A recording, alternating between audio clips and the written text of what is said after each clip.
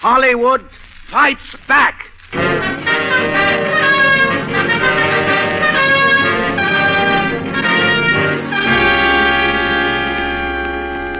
This is Frederick March. So they adjourned those hearings in Washington. Why? A member of the House Un-American Committee said the game was postponed on account of a threatened communist invasion of Washington. Over what roads was the invasion to come, Mr. Thomas? By rail, ship, airplane, armored car, and droshky? Did you get hold of the secret road maps and the timetable of this invasion? If so, why didn't you give the details to the public? And if so, why did you close up shop in such a hurry? This is Myrna Loy. Was it really the threat of a communist invasion army closing in on Washington, or was it a rising tide of protest and indignation from the American people, pouring in on the committee via angry letters, telegrams, editorials, columns, and radio commentators? Last week, a non-political group of stars, writers, directors, producers, together with scientists, senators, and men of letters, sprang into existence overnight to combat the menace of the Un-American Committee. We thought we were merely a few hundred people fighting for freedom of speech and conscience. But in the week that followed, we found out that we were part of a landslide of opinion against what was going on in that hearing room in Washington. This is Douglas Fairbanks, Jr. You don't have to live in Hollywood to be aroused by the proceedings of the Un-American Committee and to come out fighting. In thousands of communities throughout America, people who weren't familiar with the history and tactics of this committee watched the big show, at first with curiosity, then amazement, and then rising anger. One of the most dramatic examples of the way opinion took shape came from the city of Detroit. You readers of the editorial page of the Detroit Free Press last Sunday found support for J. Parnell Thomas and his Un-American Committee. But on the following day, after another round of hearings, well, let Rita Hayworth tell you what Detroiters found on the same editorial page of the same Detroit Free Press. Quote, "The most un-American activity in the United States is the conduct of the Congressional Committee on Un-American Activities. It is so viciously flagrant a violation of every element of common decency associated with human liberty that it is foul mockery on all that Jefferson and Lincoln made articulate in their dreams of a cleaner and finer order on earth. The hypocritically named Committee on Un-American Activity should be abolished at the earliest possible moment by the United States Congress, and so deeply buried that no other group of publicity-mad zealots could ever be allowed to tarnish with their stench the greatest institution of our democracy, our halls of legislation." This is Florence Eldridge. Pick a city on the map. Miami, Chicago, Charleston, West Virginia. This is what the Charleston Daily Mail had to say. Quote, "The proof of a communist menace in Hollywood would lie in the pictures produced, not in the opinion of one director concerning another's political and economic views. Hollywood, like the rest of the United States, is entitled to the widest range in political views." This is Lauren Bacall. Right smack in the heart of the nation, you people in Des Moines, Iowa, read this in the Register. "The Un-American Committee is determined to put the thinking and writing and the performing in Hollywood in such narrow intellectual shackles that no view can possibly be expressed except those which accord with the deadening dogmas and timid mentalities of the most reactionary fringe." This is Anne Revere. Right on the home grounds of the committee's hearings, the Washington Post took a mighty swipe at Shouting Thomas. Quote, "Mr. Thomas and his colleagues have been guilty of blasting individual reputations without regard of individual rights. The spectacle of Hollywood writers and players denouncing their colleagues in an orgy of self-righteousness has only been slightly less degrading than the spectacle of a congressional committee fostering this brutal contempt for the elementary principles of fair play," unquote. This is Lon McAllister. The Chicago Times lashed out at the committee. Ditto the St. Louis Post-Dispatch and the Kansas City Star. Ditto the Miami Herald. Ditto the New York Times and the Herald Tribune and the Richmond News Leader. And on and on and on. This is Bert Lancaster. Do you read the columnists? Maybe you saw Dorothy Thompson's blast. Quote, "So far, the evidence produced in the hearing is as unreliable as that of gossip writers' merchandising hearsay. no one has been proved to be a communist, unquote. And columnist Eleanor Roosevelt, quote, what is going on in the Un-American Activities Committee worries me primarily because little people have become frightened, and we find ourselves living in the atmosphere of a police state, where people close doors before they state what they think, or look over their shoulders apprehensively before they express an opinion, unquote. The Un-American Committee found itself under attack from many other columnists, including Pulitzer Prize winner Thomas L. Stokes, Samuel Grafton, William Shirer, and Quentin Reynolds. We're only sorry that there isn't time to quote them all. This is Danny Kaye. What you've just heard is a sampling of the way Americans coast to coast responded to the alarm. Well, last week, 26 of us from Hollywood got a sampling of our own when we chartered a plane and flew across the country to Washington. We had the chance to talk to people in Kansas City, St. Louis, Pittsburgh, Philadelphia, and New York. We stuck our necks out on this trip because we expected to be called defenders of communism. We told them that we didn't defend communism. And if anyone could sit in that caucus room and hear what went on, he'd never go for any kind of dictatorship or police state. This is Evelyn Keyes. The committee room reminded me of a studio set. There were Klieg lights and 2 or 3 movie cameras directed on the committee members. And there were spotlights attached to the great crystalline chandeliers that hung from the high ceiling. At first, it was unreal. I had a hard time believing that this was an actuality instead of a scene on a stage. It didn't take me long to see that the Un-American Committee was making a production of an inquisition and that they were asking questions to which they had already decided the answers. This is Paul Henreid. Chairman Thomas accepted statements from all the friendly witnesses, but refused to let all but 2 of the so-called unfriendly witnesses read their prepared statements. Protests were gavelled down. After one witness was escorted by police from the stand, I heard Mr. Thomas say something to this effect, quote, "You've heard the record of this witness, and you've heard him cite the Bill of Rights. Now that's just following the Communist Party line, and the evidence clearly indicates that he is a communist." And I got to thinking, if I talk about the Bill of Rights, am I a communist? And suddenly I felt just as hemmed in as some of the witnesses must have felt. When I walked out of the hearing room, I felt less of a free man than when I walked in. But I will continue to believe in the Bill of Rights more strongly than ever. And I will say so to anyone, anywhere. This is June Havoc. Mr. Thomas says his committee is an impartial, fact-finding body.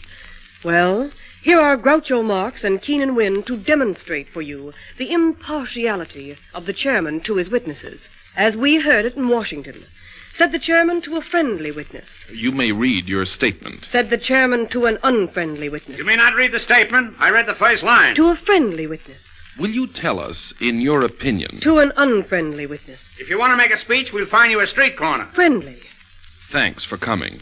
Now you may go back and make enough money to pay off that libel suit. Unfriendly. Stand away from that chair. Stand away from that chair. Friendly. Sir, would you say that he is a communist? Unfriendly. You will not accuse anybody. Friendly. Surely your memory isn't that bad. Can't you think it over and give us a list? Unfriendly. How long will it take you? Friendly. I beg your pardon, sir. Unfriendly. You will not ask anything. Friendly. Do you think, sir? Unfriendly. We'll determine when it's proper. Friendly. Thank you. And the following sentence of 14 words by actual count, shouted by the chairman at an unfriendly witness. No. This is Humphrey Bogart. We sat in the committee room and heard it happen. We saw it. We said to ourselves, it can happen here. We saw American citizens denied the right to speak by elected representatives of the people.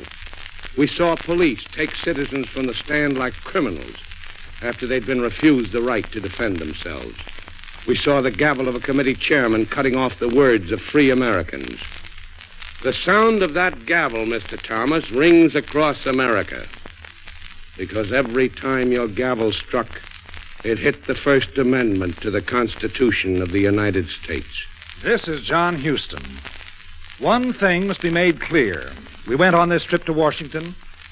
We who went were not supported by any other group or committee. We chartered our own plane and paid our own way.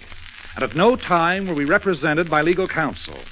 We acted as representatives of the hundreds of people in Hollywood who feel as we do and hold no affiliation with any political organization. As free American citizens, we observed the proceedings at the hearings in the House Un-American Committee room. And then we filed a petition with the clerk of the House of Representatives, a petition for redress of grievances, and was signed by all of us and by all who have joined the Committee for the First Amendment. This is Marcia Hunt. The petition said in part, "We, the undersigned citizens of the United States residing in the state of California, do hereby respectfully petition the Honorable Joseph W. Martin, Jr.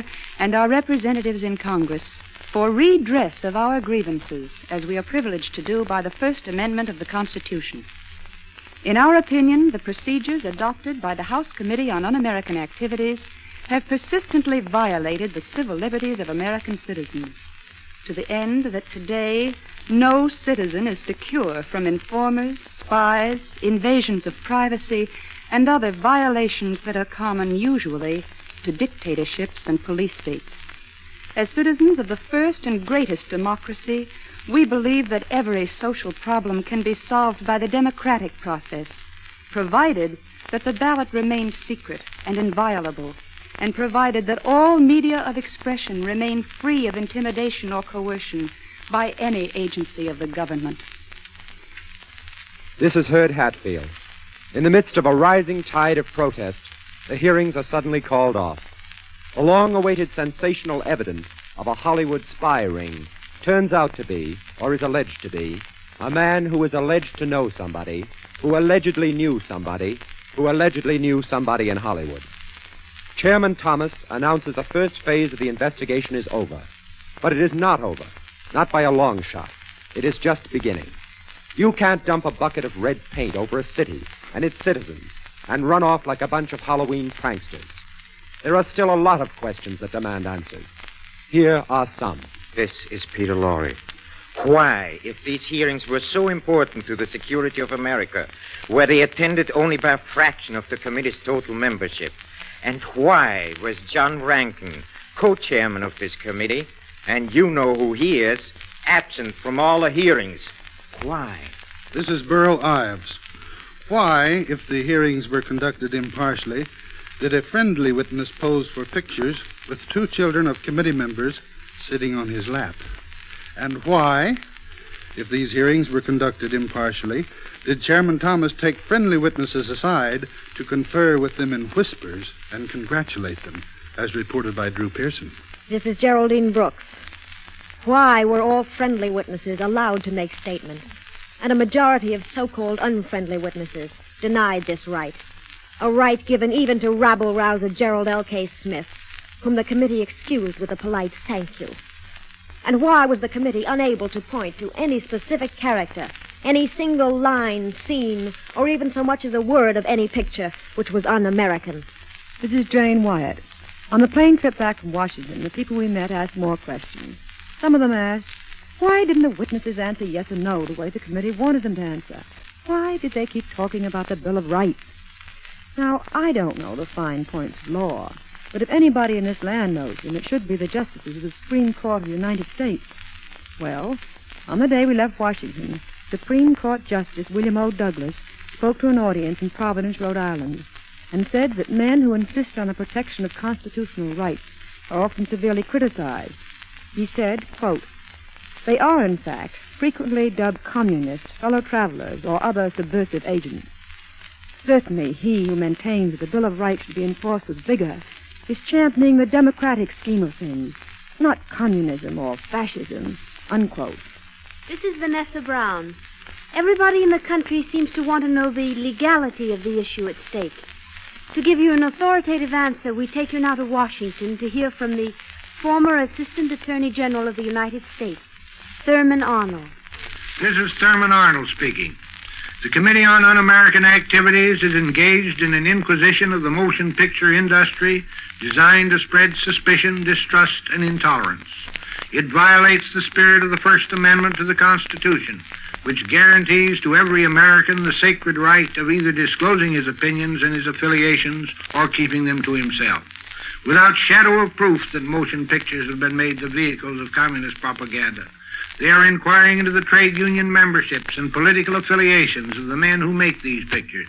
If this sort of inquisition can go on in America, our great personal freedoms of speech, religion, and political association are in grave danger. This is Frank Gervasi. The atmosphere in the room where the Committee on Un-American Activities interrogated those Hollywood people was familiar. It was not physically familiar, but it was spiritually familiar. I thought for a moment. Suddenly I remembered. I had seen it all before in Mussolini's Rome and Hitler's Berlin. Here, as in the capitals of totalitarian nations, men were pushing other men around, trying to tell them what to think. Who's next? The newspapers? The magazines? The radio? This is Arthur Webb, Washington correspondent of the London Daily Herald.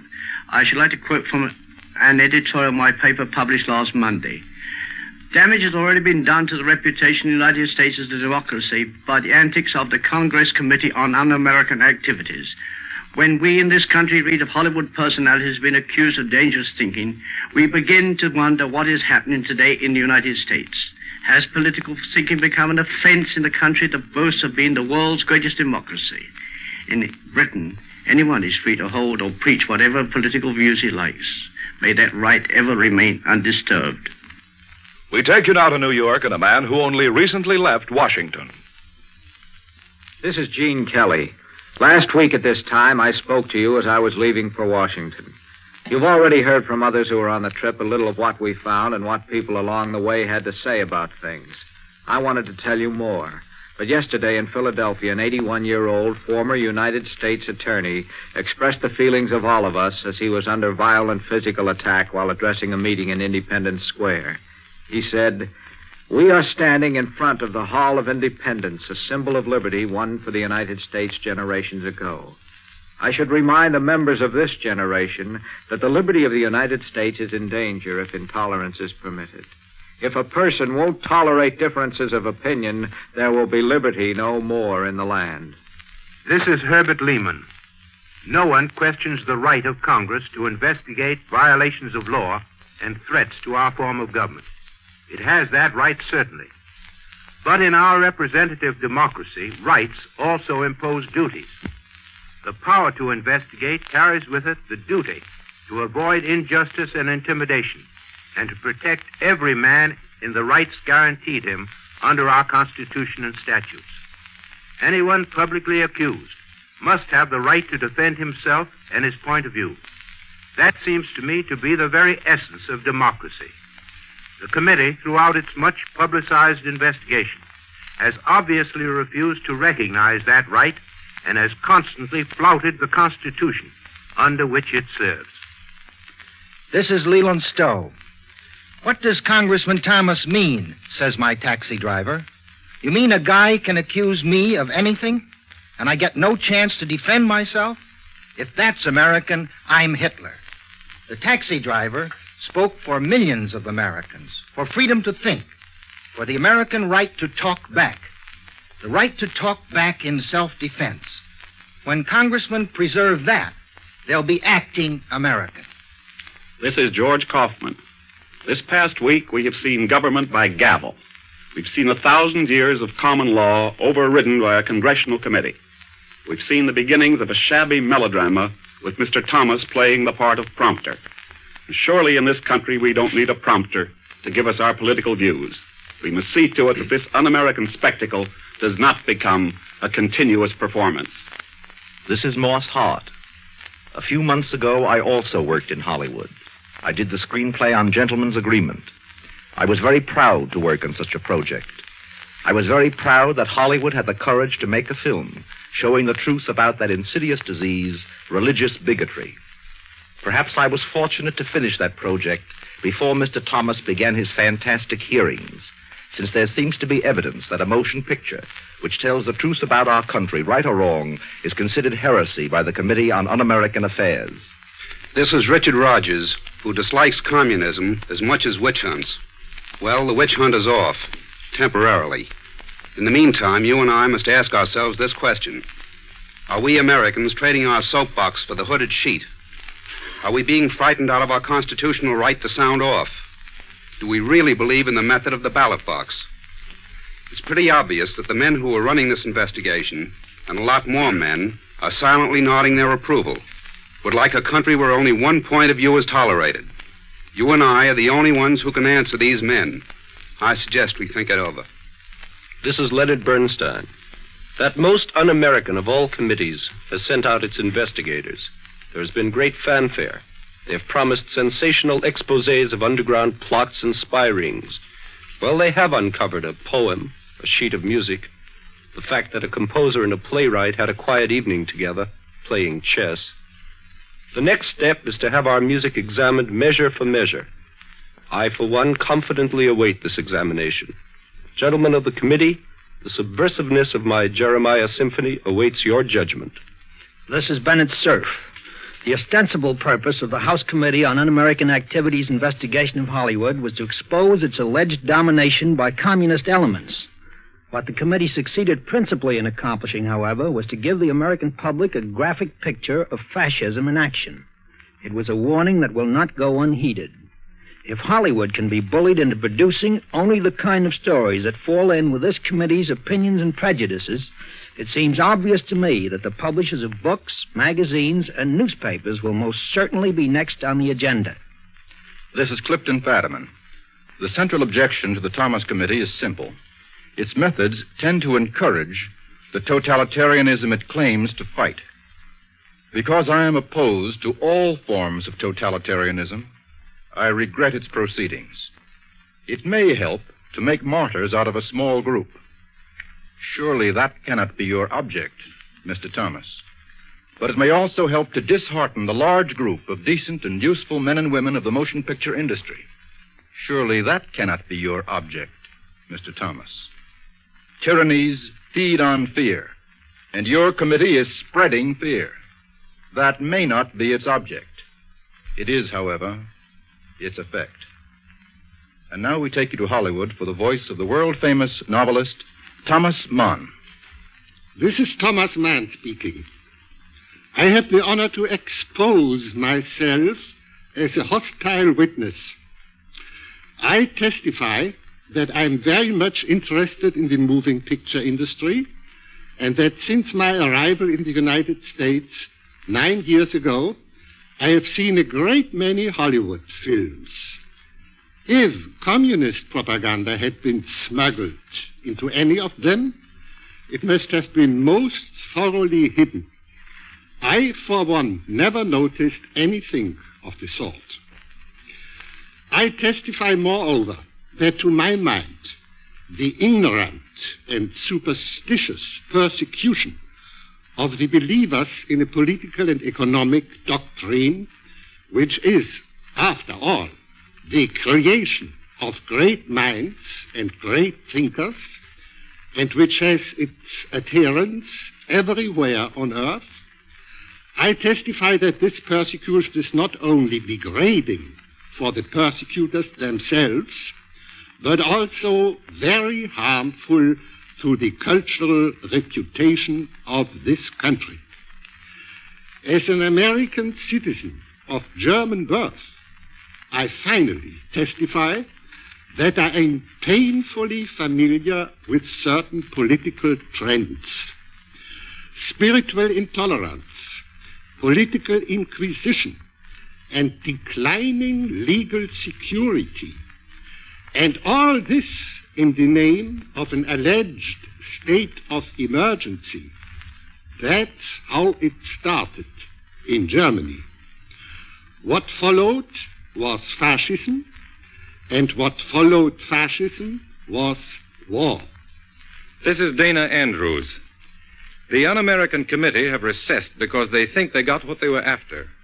Censorship, blacklists, people fired from their jobs, and a blanket of fear smothering free speech, free thought, and free motion pictures. Mr. Thomas's last words were a threat.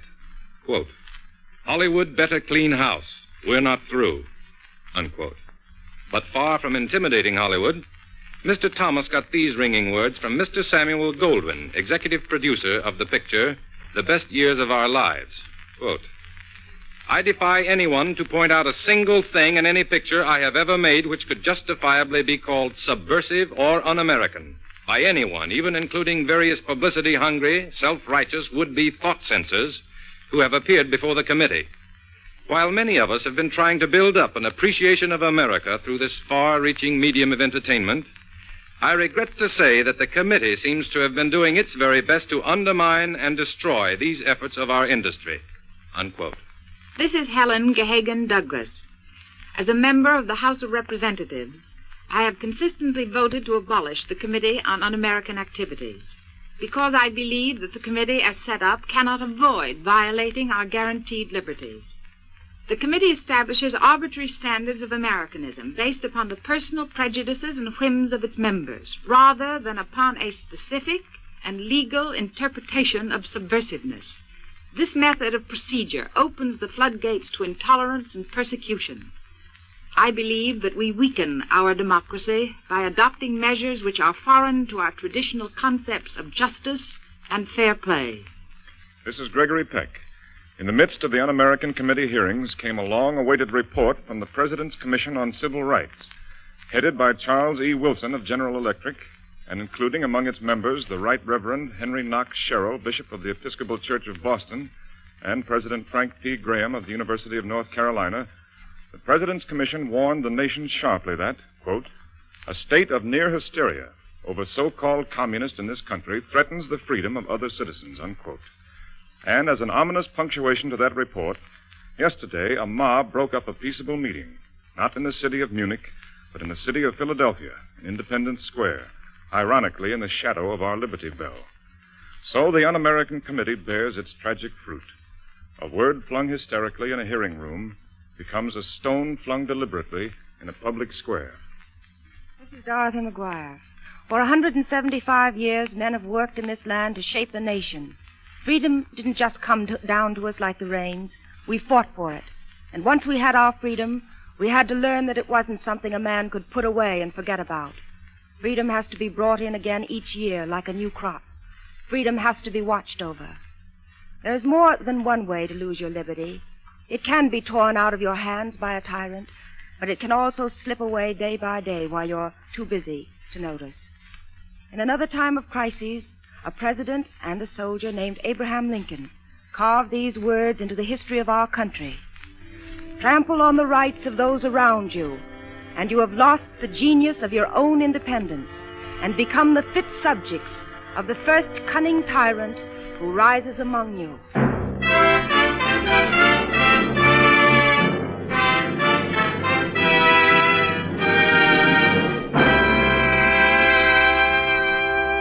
This is Richard Conte. In the past 30 minutes, you have heard a broadcast bought and paid for by American citizens who have come on the air to protest against the abuse of American democratic rights. Mr. Thomas has said that his committee will be back. When he comes back, we will be back. And in the meantime, we hope that you, wherever you are, will join the swelling ranks of those who demand that the Un-American Committee, which has aroused such indignation and unrest across America, be abolished. Not merely reshuffled, but voted out of existence. Write to the Speaker of the House, Joseph Martin, Washington, D.C., and tell him so. Do it now. And if you wish to join your efforts with us in the fight for the America we love, write to us, the Committee for the First Amendment, Hollywood, California.